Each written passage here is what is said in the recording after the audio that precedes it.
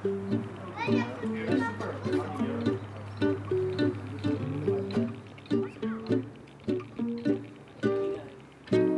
name is Roel van der Linden. I'm born in the Netherlands in 1982. Came to Czech Republic in 2014. And I stayed here the last 9 years already. I've been mainly painting here, and I've been mainly painting my whole life. And now it resulted in some crazy project that we did here in Česká Skalice.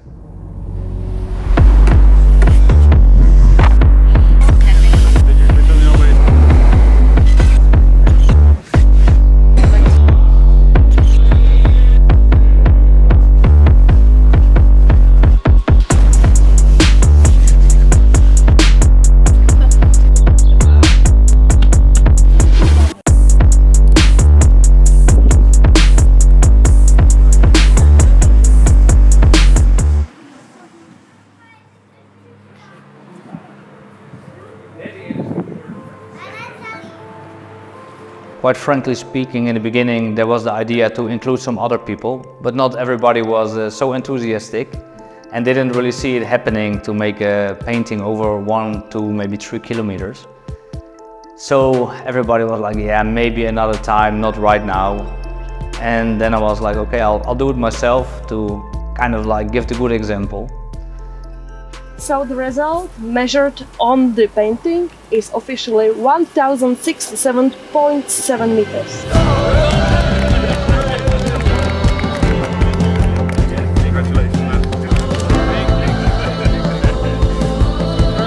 And it gave me such a joy and such a freedom. I realized other people also have to experience it. So I asked people again, join me, it's great, do it. You will be happy to paint like that. It will be something that you didn't do before, so it gives you some extra knowledge for your own painting.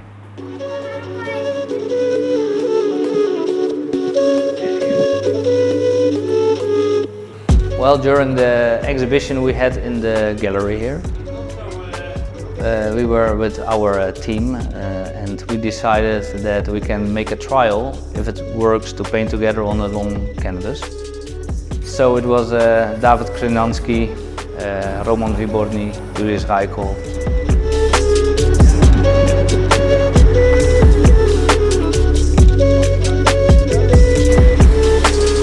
So we went out on the square and tried it. And I think everybody was like, yeah, it has a potential. It has a potential, it can work. Of course, you need to a little bit adapt style. Who is doing what, how long will you continue on a painting, don't overpaint it. But we all felt that it's not a bad idea in the end. It can work actually to work together on one piece.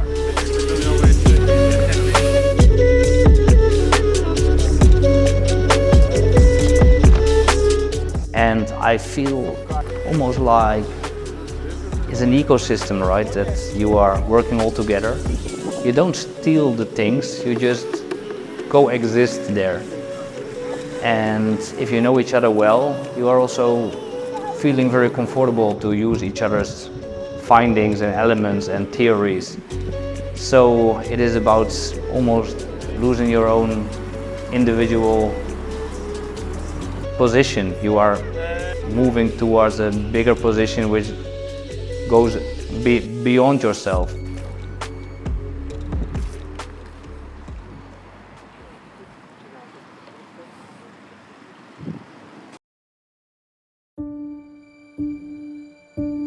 When we arrived in Rouen, we didn't have any expectation of the place where we were going to paint. We knew it was a chapel. So when we arrived and realized it's a bloody old chapel and we cannot put any paint, of course, on floors or walls, it gave us some feeling of, okay, how are we going to start here? How are we going to release our energy here?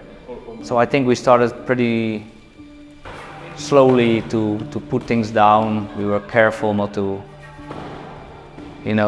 harm the floors, the walls. Well, we were of course experimenting in Rouen with the first tryout to go abroad, not with the people we already know. So we had a few great French colleagues who came to participate in our project, and we saw that enthusiasm and we really liked that. And I really think that they also felt that they were connected to the work and wanted to push it and got inspired, and that's what it's all about, to meet each other in such a safe, friendly way and not be against anybody, just everybody together work towards the future of painting, towards the future of your own art. And I think that's a very positive feeling which we experience with people from a different culture. And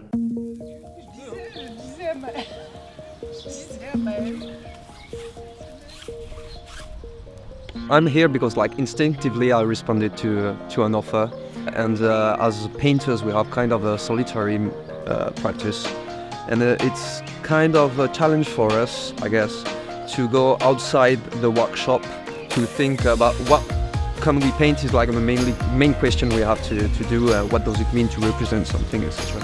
And so as you have opportunity to change the procedure where you have to represent things, you're pushed to other steps, other stages of your practice, and this is a kind of a personal learning to be in that kind of procedure. So as soon as I saw an opportunity to work in something else, I accepted.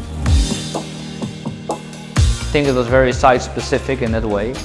It couldn't have been made anywhere else because the signs and the stories that we painted were very much related to the place that we were.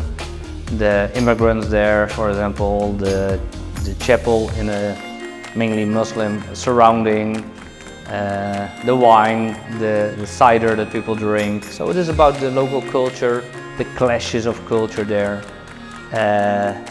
What we felt there as a visitor to Rouen, and we tried to visualize it. And then we came into a very meditative way of working, I think, Julius and me. So we were very, very consistently painting over a few days. And in the evening we had discussions what we were doing, how the city was, what people are like there, how the chapel is, what does it mean to be there together.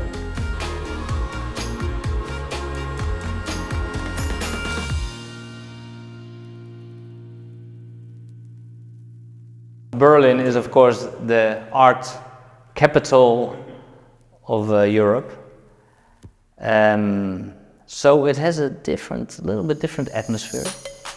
It is a little bit the highest level of where art is presented, right? So there is always some different atmosphere. People have other expectations, I guess, because everybody is an artist, art critic, or artistic entrepreneur or social entrepreneur, a hipster. There are many other expectations in the sense of the quality of the work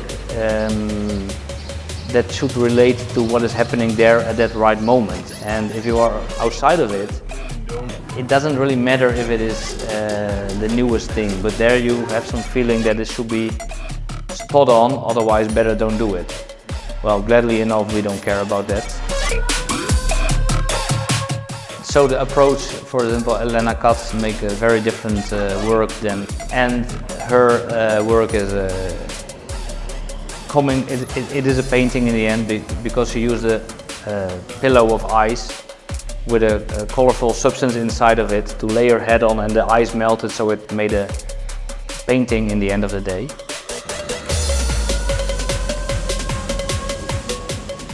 So we started just to work there very freely, as we always do, and we made actually some next really good paintings. But there we decided for next participants, David Krenansky, and then we had Roman Liska also makes his own canvas. And that turned out, I think, for them very well. So two nice, beautiful paintings. I continued to work together with Julius Reichel. Julius and I made a very colorful, very cheerful paintings, which was the highlight of summer. If I remember correctly, it was August or something like beginning of August. So it was very, very cheerful weather, cheerful painting. It was good, I think.